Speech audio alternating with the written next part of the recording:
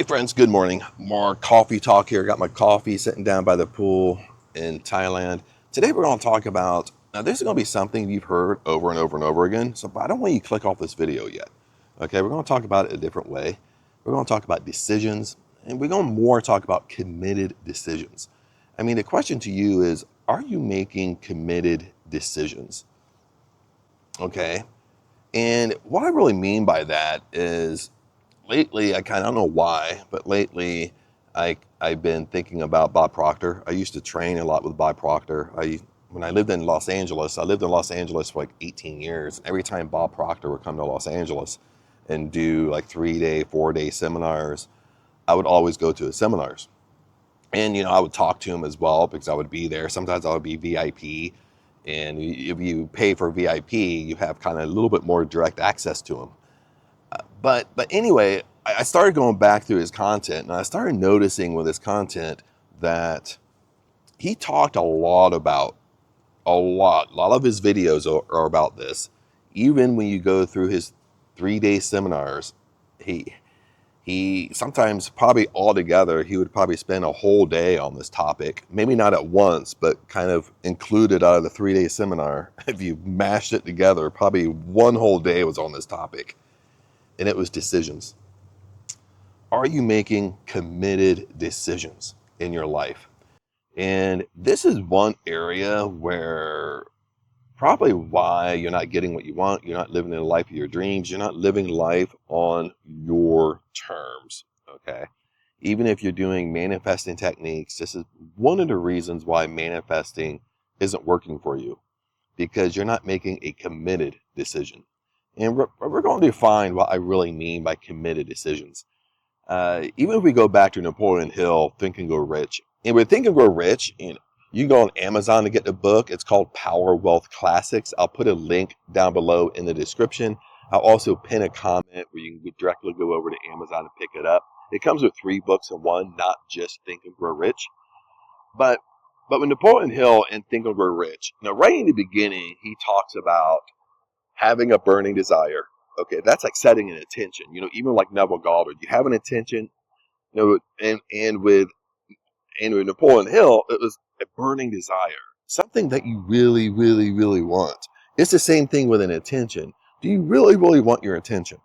Okay, but then Napoleon Hill goes on, and he talks about decisions, and I believe he has a whole chapter in Think and Grow Rich on decision making. And how he defined decisions is when you really have a burning desire. Maybe that burning desire is a dream house, a dream career, a dream job, a dream salary. Maybe you want to be a millionaire. That's your burning desire. Then you have to make a decision that that's what you want. But you have to make a committed decision. What's a committed decision? And Napoleon Hill gives this example in the book, and I'm going to paraphrase it. I'm going to get this wrong because I haven't read it for a while. But but there was a war going on, and it came in on the boats. Then the captain of the boats, the captain of everybody, he told him to burn the boats behind us, because either we're going to win or we're going to lose. There's no way out. There's no plan B, C, D, E, and F.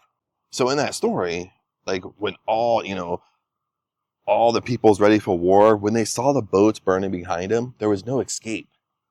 At first they got scared.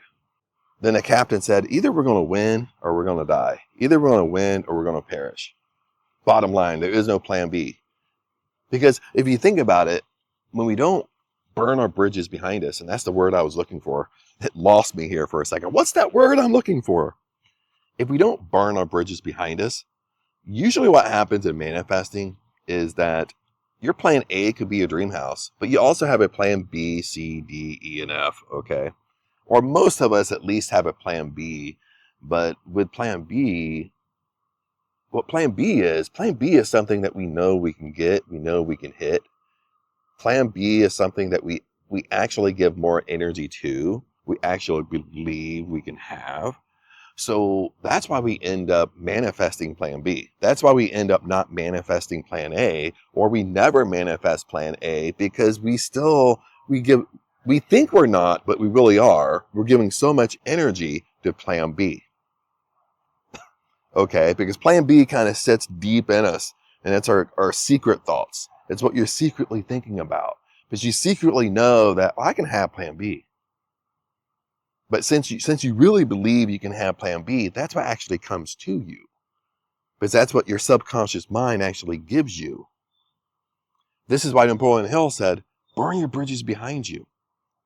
It doesn't mean that you're mean to people. That doesn't mean you just cut people off. Okay, like back in the day, I used to think that, like you have to get like a bad reputation that where people don't want to hire you again or people don't want to deal with you again. All it means in your mind is that 100% of my thoughts are towards plan A, and I give no thoughts whatsoever to plan B, but there is no plan B. Even Will Smith talked about this. Now, Will Smith right now kind of has a bad rap. You know what I mean? He doesn't really have a great reputation anymore. But back in the day, probably maybe like 15 years ago, something like that, he had a lot of little like law of attraction manifesting little snippets that would come out that he would be on talk shows and he would talk about it. But it's funny how he said this as a successful person, is that plan B only distracts you from plan A, which is really true. It distracts you because you always think you can run backwards if you have a plan B. But how it distracts you is that you focus on it, and that's what comes to you. That's what you truly believe you can have. You truly believe you can't have plan A. So you settle for plan B. When I first started thinking about this, I first started thinking about Bob Proctor. And then I started thinking about my own life, even as a kid, as a teenager, older teenager, when I got in my early 20s. And I don't know how old I was when this changed, but when I was growing up, and I know I was at least in my early 20s, I always focused on what I want. I never focused on plan B. I don't know why. I don't know if it was my personality at the time. If I wanted to do something, if it was like far reach, that's what I focused on. You get me on that? I didn't focus on plan B. I didn't have a plan B, C, D, and F. And I think most kids kind of do this, most kids, teenagers, older teenagers, even in your early 20s, because you can still be in college. You can still be in that mode where you're really just going after what you want. And there is no plan B. You just want to do what you want. Okay. Life hasn't beat you up yet. You get me on that? When you get older, you're going to go through obstacles. You might feel like life beats you up a little bit. And that's why we end up changing. Or we have so many different influences in our life that we end up changing our thoughts. Not for the better, but for the worse, okay, on this topic. But I started thinking about that. Isn't it weird? Like when I think back to my life, that when I only focused on plan A, there was no plan B. I gave no thought to plan B. I always got what I wanted. I always was doing what I wanted, no matter what that was. But at some time it changed. Okay, and I don't know how old I was. I could have been in my mid-20s. I could have been in my 30s. I don't know. But at some point it changed where I started setting plan A, but I started having more of a plan B, C, D. It makes sense? But what I started noticing, when I think back now, when I start noticing, plan A wasn't coming to me no more. It was always plan B or plan C. Because that's what I gave more energy to. Does that make sense? Do you do that? That's what I noticed even in my own life, is that I started to change. Now, either it was people I was hanging around, going to work. You have different mentors and coaches that tell you, like, oh, well, Chad, if you want to do plan A, well, you have to have a plan B. You have to be doing something else until plan A comes into existence. Okay? Or if you're really into personal development, success development, even manifesting, even for example, you jump on YouTube and you follow a bunch of people and you always hear this, well, Chad, you got to take action. You can't just sit there and just wait. You know what? You get me on that? And even with action, yes, I agree, you got to take action, but action is actually bad advice, because even Neville Goddard talks about action, but he talks about inspired action. I like to call it, I don't say inspired action. I like to kind of call it like intuitive action. Is once you have plan A, you set your attention, you set what you want, you live in the yin, you act as if you already have it, you don't give no thought to plan B. And you continue on with your day, no matter what that is. If you work during the day, you're working on your brand, whatever you do, you go on with your day. But you don't take no forced action. You're not trying to figure it out. You're not trying to figure out the how. Again, this is the mistake that we make. We're trying to figure out the how. But once our mind relaxes, what will happen is you're having inspired action. You have like a gut feeling to do something. You're having intuitive. That's why I like to call it intuitive action. You have your intuition. You just wake up one day and have a thought, oh, I'm going to do this. Or you have an idea and it's like, oh, that's a good idea. I'm going to do it. I'm going to follow it. But then that intuition, that inspired action actually either takes you directly to your plan A, directly to your intention, to your want, or it's a stepping stone. It takes you closer to it. But I don't want to get off so much on taking action, inspired action, intuitive action, or forced action. Remember, force negates. But I want to stay kind of more on topic of a committed decision. Are you making committed decisions? Okay, are you burning your bridges? Are you burning your bridges in your mind where if you want your dream house, okay, for example, I'm going to be moving in a house here. I live in a condo right now. But if you want your dream house, all your thoughts should be living in your dream house. There should be no plan B, C, and D, and E, F, or maybe you go through the ABCs. But there should be no plan B. And when you want your dream house, plan B is, well, maybe I got to settle for a fixer-upper. Maybe I got to settle for something way, way, way cheaper. That's a stepping stone. Maybe I got to, you don't have to settle. Okay. You have to understand this. When you really understand manifesting, even if we really understand Neville Goddard, listen to this. This is going to motivate you a little bit. Even if you did Neville Goddard's ladder technique, if you never tried Neville Goddard's ladder technique, I'll put a video here for his authentic ladder technique, how he really taught it, as far as through my research. Because of course, Neville Goddard passed away. I think I was born when he actually passed away, but I was only like 2 or 3 or something like that. But anyway, this is good news. Is Neville Goddard, if you wanted to work with Neville Goddard, there was a prerequisite. You had to do the ladder technique, and the ladder technique had to work for you. The reason why it needed to work for you, because the ladder technique was proof that law of assumption is real. Okay, it was proof that imagination creates reality. It was proof. But after it worked for you, and you went back to Neville Goddard, and sometimes, he would have a group come back to him that it worked, but he would tell the group or tell you individually, and this is the kicker to this, he would tell the group that, well, good, that's good news. The ladder technique worked for you. That's great news, because it tells you that imagination creates reality. But since you manifested a ladder, you could have just as easily manifested $1 million. Isn't that the kicker? If the ladder technique worked for you, you could have just as easily manifested $1 million. Let's put it this way. You can use a ladder technique in different ways. You don't have to manifest a ladder climbing a ladder. Okay, you can manifest a cup of coffee. Okay, now I didn't manifest, I made this cup of coffee, but you can manifest a cup of coffee. Something simple. You can manifest a parking space exactly where you want to park, like in the busiest mall ever. You can manifest your parking space. You can manifest finding a penny.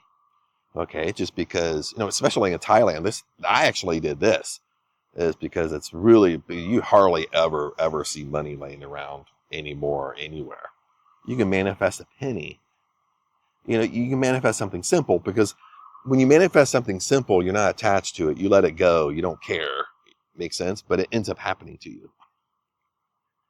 But isn't it weird when you think about it? Listen to this. Isn't it weird when you think about it? You manifest a cup of coffee, and I say to you, well, no, that's great news. You manifest a cup of coffee. But, since you manifested a cup of coffee, you could have just as easily manifested the dream house.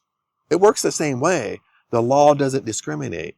If you manifest as a cup of coffee, it's the same technique, the same exact way you manifested this cup of coffee. You could have just as easily manifested your dream car. You could have just as easily manifested your millionaire lifestyle. It works the same exact way. There is no ultra secret. There is no, just because this is small, we give no thought to it. We give no energy to it. We give no attachment to it. That's why it ends up coming to us. And the same thing happens to ultra big stuff. See, this is why you want a committed decision, because you want your dream house, okay? But your mind drifts over to plan B, and you give real energy, real belief to plan B, and you let plan B go a little bit, but plan B is actually what comes to you, not plan A. Because you're not making a committed decision, especially if you're indecisive, especially like me. Like when I grew up, I was very, and I still deal with this. I still struggle with this. This is something I got to stay in tune to is, when I was growing up, I was never taught decision making by my parents. My dad was more old fashioned. You did what he wanted you to do. And even if you got up and you got later, maybe you're a teenager, older teenager, if you got up, you didn't plan your day. Your dad plans your day for you. Okay, you didn't get up, and even if I had daily chores, I did my chores when my dad told me to do them. Makes sense? Like I didn't get up and just do them when I wanted to do them. Okay, if my dad got up early and said, go out, he had a bunch of, because he was into hunting and stuff like that. He had we have always a bunch of dogs, bunch of pets, sometimes 8, 9, 10 dogs that lived outside. I would have to go out and take care of them in the winter time, go out and make sure they're warm and all that jazz, mow the yard, plus we lived on like farmland. So back in the day, like when you go out and mow the yard, that's a whole day. It's a whole day chore. It's not done in 30 minutes. But the bottom line is, I wasn't taught decision-making skills. I wasn't taught like, okay, Chad, this is what you got to do. You manage your own time. You do them on your own time. I don't care. As long as they get done, I don't care. But my dad wasn't like that. My dad was like, if you got up and wanted you to do something, you did it. Okay. And if you mouth off to him, he was a type of person that would, oh, you think you're a big man now, huh? Let's go outside. I'll teach you you're not a big man. I mean, that's the type of guy he was. You know what I mean? So that's kind of how I grew up a little bit. So the bottom line is I didn't grow up with making decisions. I grew up very, very indecisive. People made decisions for me. And this is a recipe. You have to understand that this is a recipe of disaster when you start talking about manifesting. When you start talking about success development, personal development, getting what you want. Because the reason why it's almost a scenario of disaster, because you're not making committed decisions. You're not making a decision and you're sticking to it until you get it. Okay, even Napoleon Hill says this: when you set an intention, you stick to it until you get it. You don't stop. This is why Neville Goddard said he's never seen the law of assumption fail. He's never seen someone not get what they want. The only way this happens and occurs is if you stop and you give up and you quit. Okay, makes sense a little bit? So you got to make a committed decision. Okay, a committed decision, again, when we wrap this up, is you burn your bridges behind you. There is no plan B. There is no plan C. If you, I'll give my own example here. Maybe you live in a small town, and I grew up in a small town, so I know most small towns are factory towns. That's what people do when they grow up, get out of high school. If they don't go to college, most of the time they go to a factory. And, factory life is a glamorous life. Factory life is like you still work in the 1950s. Seriously. I mean, I'm not even joking, even nowadays. But let's say you grow up, you're the first person. Nobody's went to college in your family. That was kind of me. Okay, but you had that desire to go to college. You had that desire to go. And that was a committed decision. You always wanted to go to college. Okay. But your plan B in this scenario, your plan B would be like, well, I'm in a small town. I graduate high school, and I go work in a factory because I can easily go off and work in a factory. That's plan B. But your plan A is, I want to go to college. So what do you do in those scenarios? You burn the bridge. You don't think at all about plan B. You don't have a plan B. You only have plan A. Plan A is you're going to college. And maybe you don't know how to do that because nobody in your family went to college. but it's going to be shown to you. Once you make a committed decision, once you know that's what you want and that's what you focus on, the way will be shown to you. Now I sound like Bob Proctor. Once you make a decision, the way is not going to be shown to you when you don't make that decision.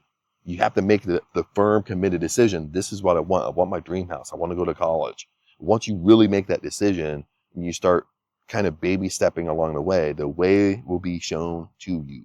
If it's your dream house, the money will be shown to you. Okay. That's how this works. Okay. It works opposite, but you don't give no energy, no thought whatsoever to plan B. And plan B would be like, oh, I got to work in a factory. Okay. Because what will end up happening when you have plan B ends up happening to you, because that's something you know that you can achieve, you know that you can get. And when you know you can get something, you have more belief in it. That's why it ends up coming to you, because that's why you say, well, why would it come to you, Chad? Maybe you're thinking about that. Is the reason why it comes to you is because you believe it can happen. You believe it. If you believe something really to happen to you, and you just let it go and you believe it, it ends up happening. Okay. Because your plan A might be something that you have to work up your belief a little bit. Okay. That's why it's so dangerous when you have a plan B, is because, and I've experienced this in my life. It's something I've experienced. Like, why do I keep on manifesting plan B? Why isn't plan A coming to me?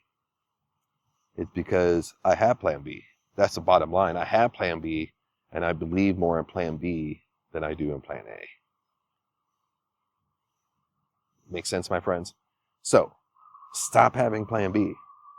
Bottom line, don't give no energy to it. It's the same way if when you go off on your day and maybe little bad things happen, maybe you go out, get in your car, you have a flat tire. Okay, you give no energy to it. Okay, it happened, I changed it, paid the money, took it, got it changed, even though maybe it costs a couple $100. I give no energy to it. But what we do is when something happens like that, we give so much energy to it. We say statements like, why does this always happen to me? I can't never get ahead. Every time I get ahead, something happens like this. And you give such energy to it, so much belief to it. It's like the law of karma at that point. This is why things keep on happening in your life. Like in this example. You deal with it, and you handle it, and you walk around it. You give no energy to it. Okay, law of attraction, law of assumption, law of manifesting. It doesn't mean that little negative things aren't going to happen to us, or little things that we don't like isn't going to happen to us. The key is we don't give it energy. And that's something I'm working on here in Thailand, is that things happen to me I don't like. I don't give energy to it. I walk around it. I give no thought to it. I deal with it at that time.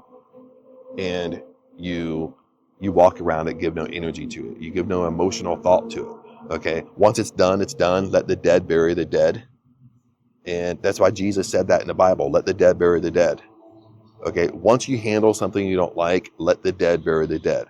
You don't go tomorrow and you think about it. You don't go get on the phone and you talk to your best friend about what happened. That's why things just keep on occurring, is because this is what we do. We're in these bad habits of we're constantly talking to our family about it. We're constantly talking to our best friend about it. Then we go home, we talk to our significant other about it. Then next week we do the same thing. We talk about it again.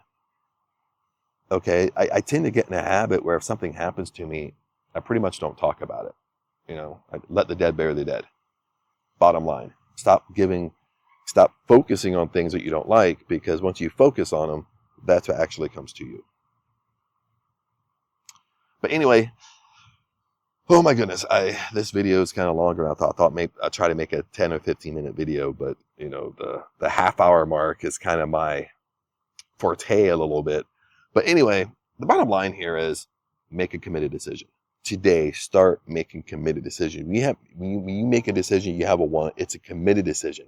Committed decision means you burn the bridges behind you. You don't have plan B. You don't even think of plan B. You want your dream house?